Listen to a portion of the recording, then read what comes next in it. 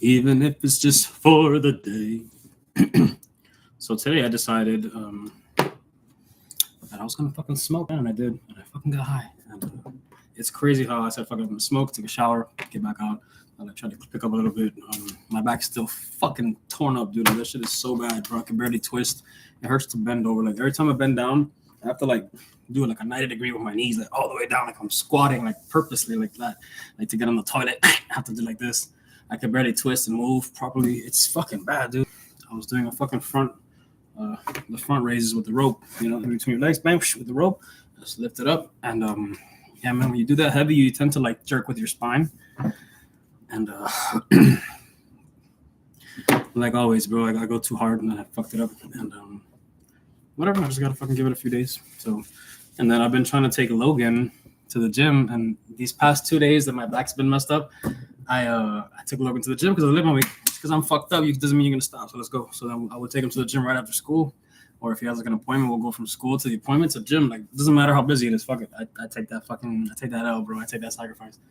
So I take him to the gym. We work as much as possible. But then like it's impossible for me to be in my gym that I go to every day, 5 days a week, with my son and showing him how to work out, watching him work out, watching everybody else work out, and just the vibe of the gym. Me being there and not being able to work out, that's like telling a fucking junkie, hey man, you cannot do drugs, and then you take him along with you like to like crack houses or some shit, and like walk them through the fucking place. They got the shit cooking, they got the shit bagging, they got the people smoking, and what do you think they're gonna do? I'm in the gym like an addict, like, bro, it was bad, and I was like, fuck it. So the past 2 days I was supposed to be resting so that my back can like recuperate, and I'm in there pretty much doing the same thing that I would do every day, just a little lighter.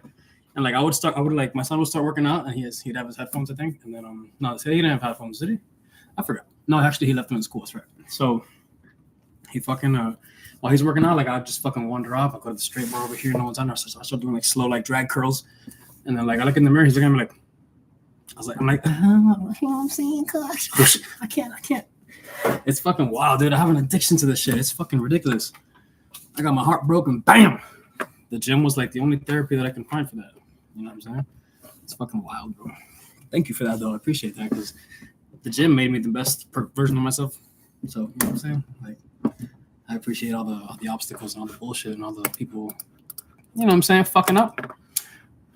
All the mistakes are worth it. Sorry, I'm not looking at the screen right now. I am looking for a video to watch. What is this? Oh, I'm live right now. That's crazy as fuck. You see that? That's what I pop up like. Oh, fuck. Did this like pops up on people's pages? That's no bueno, cuz. Oh, damn. I'm tripping. Oh, that's right. You guys weren't even seeing that. What was that? Let me see. Right here, no? It's probably this one. Nope. Right here, look, it's me. I'm live, cuz. Was that really me right there? Like this? Right now? Hello? No. That's crazy. Anyways, dude, my fucking pimples are fucked up ever since I got out of the hospital. I said fuck it, and I started I'm drinking way more what's it called? I'm drinking way more decaffeinated coffee than coffee. But the other day I fucked up and drank like 10 cups instead of 5. It was fucking terrible. Still decaf, heavy, but the fact is, with this heart condition shit, like you're not supposed to be drinking really none of that shit. At least not that much, And I've been trying to avoid sodium, but that's just hard as fuck for me too. I eat a lot of meat, eggs, dairy, cheese, you know what I'm saying? Like, and peanut butter, smoothies and shit for the protein and for the calories, sorry. So yeah, it's fucking difficult to completely change your diet like that, bro. Because when you work out, you're supposed to be hydrated. You know what I'm saying? And like for me to not be hydrated because I have to keep my sodium low, that shit also depletes like your magnesium and your whatchamacallit, and your potassium. And if your potassium gets too low, you can die. That's just happened to bodybuilders before. They get on cycles, it fucks with the potassium, that shit tanks and they fucking pass out. So it's a fucking dangerous game, dude. And I got out. I said fuck it. I started injecting again, obviously. But I took out the trend out of there. I took the most stimulating compound out, which is like the devil's juice, bro. You know what I'm saying? Like that shit's fucking terrible for you, anyways. I feel like I'm losing my voice. But yeah, so people too young to be going through this shit, dude. It's crazy as fuck. What else? So when I smoked today, and then when I smoked, I realized that I'm saying a lot, right? I bet. So, anyways, what's this? That's great. I just got a notification for AFib Education Center. I don't know if you're thinking about my fucking condition, and boom, a fucking notification about atrial fibrillation comes up. But I'm stoned, dude. It's crazy. My mind started going like a bajillion miles per hour once I like got out of the shower and I was already done smoking. I got out and then I smoked a little bit more of the piece, and bro, it just my brain just started like everything in the menu of my food truck. The menu was popping in my head. The design, where I'm gonna put what, the solder, this, that. When the equipment shows up, where I'm gonna put the grill, where I'm gonna put the oven, where I'm gonna put the sheet pans, and this and that. Like everything was just running through my mind like at a bajillion miles per hour. So maybe that's why I ended up smoking. You know, because when I would smoke, I would focus. You know. If I would go to work in like a high volume kitchen and I was sober, I had like a certain skill set. But once I learned that skill set and I was comfortable working at that specific job on whatever specific station, when I would be comfortable after like a month or two of working there, bam, if I were to come to work stoned and high, my goodness, bro. Like it got to the point where that's the only way I could work. Like I had to smoke to be able to handle all the shit, to get it out right, to make the food look good. You know, to be able to operate like on a different frequency. It's crazy as fuck. You get high and like it changes like your frequency, and then bam, you start to operate differently. Some people operate on a lower frequency when they get high. Some people operate on a higher. You know, so now that I've gotten older, I realize that it's no longer like I smoke and I get stupid and I get lazy and you know, all this shit. The munchie still kicks in, obviously, because it's, you know, THC sticks to your fatty deposits. So whatchamacallit, you still get hungry, obviously. That's not even by choice. And so whatchamacallit, I got my nails done. But like now I'll smoke and it makes my heart rate go high. Probably raises my blood pressure too, because I feel like I'm anxious and shit. So, but the thing is, my brain's like running at a bajillion miles an hour. Like it doesn't stop. You know, up to this point, I'm still like fucking thinking about shit that I have to do while I'm actually talking to this video, and it's crazy because I've been on caffeine all day, and bam, I decided to say fuck it and smoke, and this is what happens. Now I'm stoned as fuck, and I want to do a bajillion things, but it's fucking 10 o'clock at night, and I'm like, what am I supposed to do? It's fucking, I think, raining and shit. So, you know, there's not really much I can do. And that's what gives me more anxiety. You know, knowing that I have things at my hand and it's there and it's capable and I still just can't do anything with it. It's like the thoughts in my brain. I get these ideas and I'm like, fuck, I just wish I could like have $4 million to invest in this and bam, I can make 100 in a year. Up from 4 million to like 50 million. Like, it's so easy. It's so easy when you know what the fuck you have to invest in to have that window of time. It's crazy, bro. Where's the videos I want to share? Over here, right? I think so. Oh, but I gotta do it from this screen. Time is going by so slow. I feel like I've been on this fucking video for like 25 minutes, like the other videos, and it's only been 8. Holy shit. That's crazy. 8 minutes. I feel like I've been on this video for like half an hour already. Like I was even about to say, oh fuck, because I have the screen in front of me right now. Like I can't even see right here because the screen of where I'm about to share a fucking other video, whatever the fuck another window is gonna be at. And like seriously, I thought about like canceling the video, and then when I looked at the time, I was like, "What? It's only been 8 minutes." I feel like I've been sitting in front of the computer forever already. Where's the fuck there? So let's see what we should look at. Why does this guy say this? This is the shorts. This only lasts like 10 seconds. Top 5 peptides left to be. I should look more into CJC wiki. You know what I'm saying? CJC 1295, right? 1295 with DAC. Yes, DAC is the drug affinity complex. And that's what makes the ester last longer. Excuse me. What's coming out? So I'll speak to a couple different compounds, some of my favorites. I injected myself this morning with CJC 1295 and Moreland, and that helps energy levels. It helps you sleep better. It helps put on muscle and strength. And these things, like, they really fucking work. Like within 3 days, I noticed I'm stronger at the gym. Let's dive into dosing. Chill out. Now, CJC 1295 is an injection form. They don't have a pill or cream, anything right now, and it's done subcutaneously, which means it's underneath the skin. So often it's kind of like in the belly with a tiny little insulin needle. Some people just kind of put it right in the buttocks, right in the meat there. You can do this in your shoulder as well, but it goes into your body and signals to the pituitary gland, let's increase our HGH levels. Now, CJC... Well, that's true. Remember, I think I've said it in the other videos too. when an exogenous signal is being sent, is that water? When an exogenous signal, like let's say you're in CJC 1295, right? And how we said that it signals the brain, which is the pituitary gland, to excrete more HGH, right? So now listen, there's compounds that tell the pituitary gland to make more HGH or GH, growth hormone, or there's also different separate compounds that tell the pituitary gland to excrete the growth hormone. So it's really tricky. So like every single, remember, these are chains of amino acids, right? So it's different fucking compounds put together and they make one thing, and then that one thing has an enzymatic reaction inside the body, and it tells the certain things to say this and say that and do this and do that. So basically, you inject it, and then there's so there's basically certain criteria for your body's pituitary gland to excrete the growth hormone. So I keep thinking I have glasses on. So basically, supposedly HGH, this is what I've seen in other videos, and a couple of doctors have said it, and I've also looked it up, and it is true.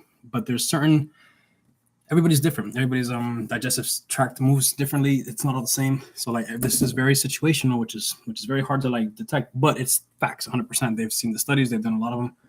So basically, damn, had a brain fart. Why is there so much fucking water in this? So if you have supposedly fat and a lot of carbs in your stomach or your digestive tract at the time of injection, or at the time that the pituitary gland is told to excrete or let's say create growth hormone, there's a very big tricky like thing there, because let's say you took a compound that makes it tells the pituitary gland to create it and to expel it, right? Whatever. Or to expel already the one that it already has built up itself. You know what I'm saying? So there's compounds that let it release, and there's compounds that tell it to create more. So, but creating more doesn't necessarily mean to excrete into the body, because there's certain criteria for the growth hormone to be excreted to the body. So it can have it stored up here in the pituitary gland, but once it comes down, that's when it gets the signal, and that's when it has the proper criteria again. Supposedly you can have a lot of fat and a lot of carbohydrates in your system at the time. I'm not sure why. I don't know if it binds to that, or if supposedly when there's a lot of fat and carbs in the body, supposedly the pituitary gland takes longer for it to expel and excrete growth hormone. So with that being said, if you were to, they say it's very tricky. So they said sometimes it's best to take it before you go to bed because it helps with sleep. But just because it makes you like have better sleep doesn't mean it makes you tired or sleepy or anything like that. You don't feel lethargic on it supposedly. So, but the thing is, I eat late, and I know I'm not supposed to. I know you're supposed to eat and then like 4 hours after go to sleep. I know that. Like I studied this shit. I'm supposed to, but with my lifestyle, with my schedule, and with the way I am, I always end up eating up, something in the bed. Boom. So I'll come home and I'll get all my shit done before, and then I'll just eat something, boom, real quick, get in bed, and like within an hour or two, I'll be like trying to like lay down and go to sleep. And that's bad. It's horrible for your digestive tract, whatever the fuck. So I know it, but it's hard to implement that shit. It's not that easy to change your whole entire fucking routine like overnight. And I've been trying to, but it's difficult, especially now with the heart problem and shit. So it's like a whole entire another pivot for my journey. It's like I was going straight, I was working out a lot, being really healthy, and bam, and then this shit happens, and I gotta like maneuver and pivot around. You know what I'm saying? I've had to do this all my life, so I'm used to it. So it's cool. I've done it all my life, so I can do it with my health. I'll be good. So, supposedly, I would think for my schedule, since I eat like closer to bedtime, and I'll have carbohydrates and fats on my body, the GH won't be released, and you want to be able to inject it. And then when you go to sleep, the GH is being released in your pituitary gland while you sleep, so that way you're getting healed. It helps you sleep while it's taking effect. It has healing properties. It has it helps with like skin elasticity. Man, so many things that come from having like a higher amount of growth hormone in your body released, like active growth hormone. It's a lot of crazy stuff, man. You do grow. You grow lean muscle. You get muscle mass on you. You pack pounds of muscle, and it also has fat burning properties. So it helps to like to metabolize fat at the same time, telling your muscles to grow, at the same time healing your skin, and like it's fucking wild, dude. And it helps with the mood, the sleep. Like who wouldn't want this, right? And obviously there's fucking side effects, but I can't remember all of them. There's obviously side effects for everything, like flushing, getting all red. I think water retention, which means that you hold a lot more water, so then your ankles can get swollen, you can get fucking chubby looking, you won't be like shredded sometimes if you don't dose it right. Remember, the poison's in the dose. Don't ever fucking think, oh, if I take a little bit of something, it's gonna be bad. Once you hear the side effects, don't get scared. because you have to think about like what's needed to even feel those side effects. You know what I'm saying? Like you can't just say, okay, so the side effects are water retention. There was times where I would inject test Cypionate. Supposedly is one that has the highest effects when it comes to water retention. Because one of my boys told me, look, it's better to take an anthate because it doesn't, make you retain so much water. So and I took Cypionate for years, man. I never had like a problem with the super bloating stuff. So or the flushing or anything. So it's all situational, but definitely like you have to remember that. You have to look it up. You have to keep it in mind if you're gonna take growth hormone or anything that creates growth hormone, which means anything that's an HGH secretagogue, which means a compound that makes the pituitary gland itself create and expose into the body more active growth hormone. You have to look up the criteria for that, and then you have to meet it. You know what I'm saying? Because peptides, they're very delicate. So like if you take it and then like for example, let's say I'm gonna inject CJC 1295, and that's what's gonna make my pituitary gland excrete growth hormone, right? But let's say I eat a heavy carb meal and a heavy fat meal, and then I go ahead and inject it right after. I don't think that the peptide will take effect because of the fact that the pituitary gland itself, no matter what, won't release the growth hormone unless it has no fat and no carbs in the body, supposedly. That's what they say. So, you don't want to make it go to waste either, because then you're going to be injecting, spending money, and then you're like not even sure if you're getting results. You're not sure, but it's tricky. So that's why you got to make sure you have everything ready before you invest in this shit, because it's not cheap. It's fucking expensive as fuck to buy peptides. And I'm going with CJC because it's much cheaper than retatrutide. Retatrutide for a month will be like over $400 if I dose, the way it's supposed to be. It'll be $400 to $500 a month for like that month, and then you still got to do it for like 2-3 more months. So it'll come out to like over $1,000 just to like feel the effects of that shit. So it's not something you want to take and not know, the data behind it, the criteria, the good effects, the side effects, the bad effects, everything. So if you ever put anything in your body, just know what the fuck you put in your body.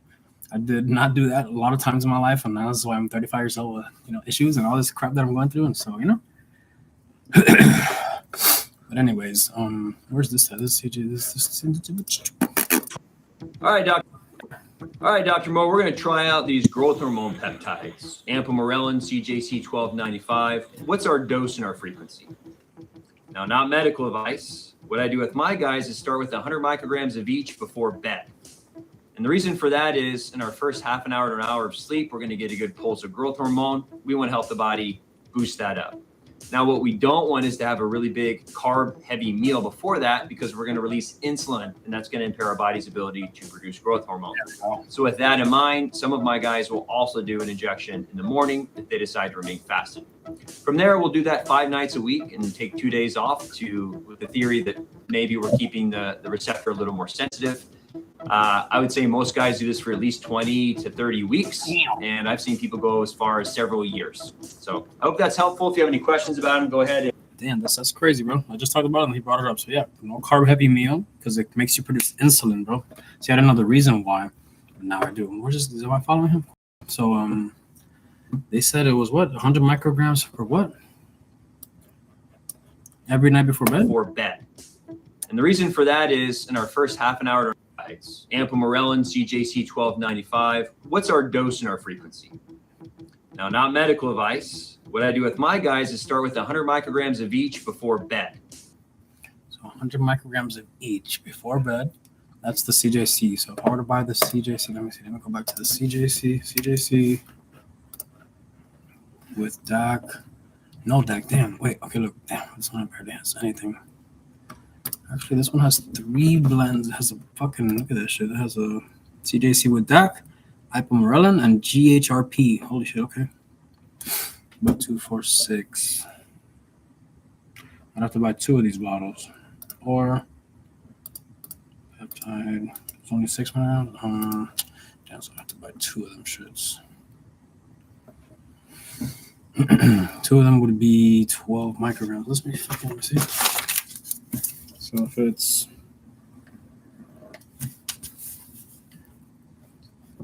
CJC, it will be 4 milligrams.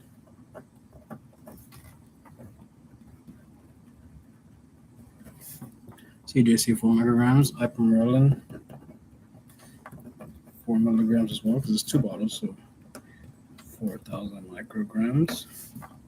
And also the GHRP. GHRP is a growth hormone What is the RP? I forgot. I remember GHRH, growth hormone releasing peptide. So that's the one that makes you release the growth hormone. Holy shit. Okay. For sure. Let's look it up. Let's see if I'm right. Growth hormone releasing peptide. The other one is growth hormone releasing hormone, right? Yeah, growth hormone releasing peptide, growth hormone releasing hormone. I know it sounds weird with the two hormones in it, but I'm almost positive that's what it is. Let's see. GHRP2.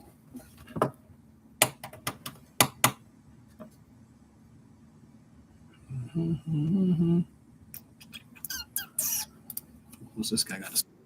Come on, man.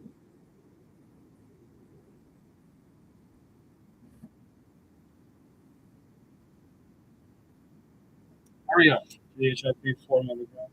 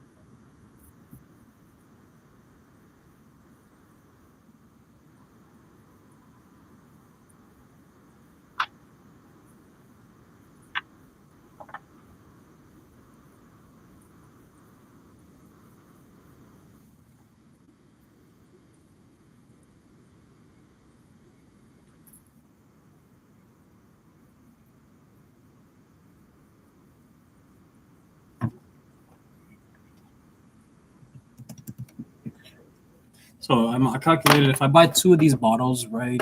Oh damn! Oh wow, this whole time I've been on this fucking screen. That's crazy. My bad. I suck at this. But anyway, since we're coming back to this, so if I buy this, it's gonna be 80. It's gonna be 160. I gotta buy the bacteriostatic water to like put it in because I already have the insulin needles. But boom. So it's gonna be.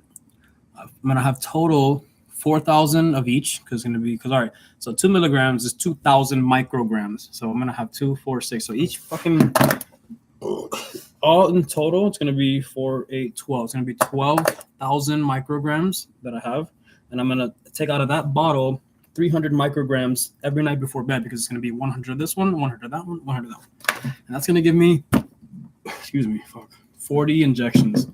40 divided by 7. Should I do weekends off? How does that work? Do I fucking do 7 days straight every day? So 40 divided by 7, that's 5.7 weeks.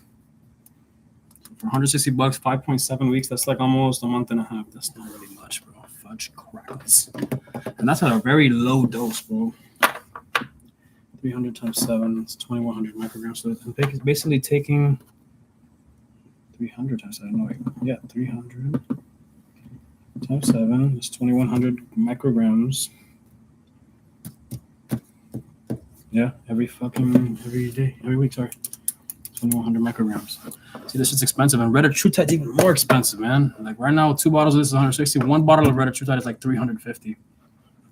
But clearly, this for a reason. You know what I'm saying? Like, if these bottles are each $80, and one of those bottles is fucking 350, that shit must fucking work. But the thing about retatrutide is, I heard that you get on retatrutide, and like when you have a great diet and you work out as hard as you can. Man, like some guy lost, like I think the record was 25 pounds of fat in a month. In a month, bro. In 31 days, the guy lost 25 pounds of fat. That is fucking wild, dude. So like if I lost that, I don't even think I would look good. You know what I'm saying? I would be really fucking small, and I wouldn't really have that dad bod shit. So I don't know. Sometimes I feel like it's too much, anyways. I would take that shit if I was like 250 pounds, 280 pounds or something, 300 pounds. I would take it, sure, because I know that shit would melt away like 80 pounds of fat the way that I work out and eat. I would kill that shit, but like I don't want to fucking. The thing is about the retatrutide is I heard that there's studies where, yeah, sure, retatrutide burns all that fat, like it melts that shit off, but it also makes it doesn't just make you lose fat. There's this thing that bodybuilders and people who like want to like gain size, they always say, look, you don't want to lose weight, you want to lose fat. right? Because muscle is weight. So bodybuilders who gain weight through muscles, that's a success to them. That's an achievement. To lose fat is also achievements. You know what I'm saying? So when you lose fat in certain parts of the body, like if your weight training is on point and you work out in those areas, like you're gonna gain muscle. So your muscle's gonna get big. Remember, the muscle and the fat are two completely different things. They're both in two different areas. There's intramuscular fat and stuff like that. But the thing is, like the fat that's above the muscle, under the skin, when you lose that from being at a caloric deficit, Jesus Christ, as far as we, anyways. So yeah, like when you're at a caloric deficit, it takes a long time for you to lose fat, dude. Like, all right, so to break it down easily, when you eat carbohydrates and you putting basically the carbs go to the muscle, if you know what you're doing, if you know how to cycle them in right, if you know how to eat the proper carbs, if you work out at the right time and like eat your carbs at the right time when you have your workout, which is preferably after your workout, not before, you store, muscle is something that's stored. Carbohydrates are something that's stored. So the fucking carbohydrates get stored in your muscle. And then let's say before you were eating like 2,800 calories a day to 2,800 to 3,000 calories a day. Damn, that shit hurts. And then now you want to be at a deficit, and you know that your maintenance is, let's say your maintenance is 2,200, right? To stay at the same weight. Let's say you drop it 500 pounds. Well, what did I say, 2,200? So now you gotta eat at 1,700 calories a day. You have to eat at 1,700 calories a day for as long as it takes for your glycogen that's in your muscle to be burned out. That's before you start burning ketones, which is what they use to metabolize fat for energy. So you have to be at a deficit for quite some time. So like dieting isn't something that I'm going to do it in 3 months. No, man, like it might take you longer. It might take you like 2 months just to get all the glycogen stores out of your muscle that it's going to use for energy, because the intramuscular carbs are going to be used for energy once, you start cutting down on calories. Remember, the calories, it's all about thermogenesis. You know what I'm saying? Like you have to have the body's heat in mind. Like you have to burn calories. Calories are a unit of measurement. Like it's very complicated. It's not just, hey, let me just fucking diet and I'm going to lose weight instantly. No, bro, it's not like that. It takes so fucking long. And then when you remember like the science behind it, it makes it so easier for you to stay on point and stay dedicated and like make the right choices. Like, man, no, I can't have that many calories. I got to do this. I got to do that. Let me off to the protein shit, or let me just eat a bunch of meat. Let me just eat a bunch of meat, eggs, cheese, whatever the fuck.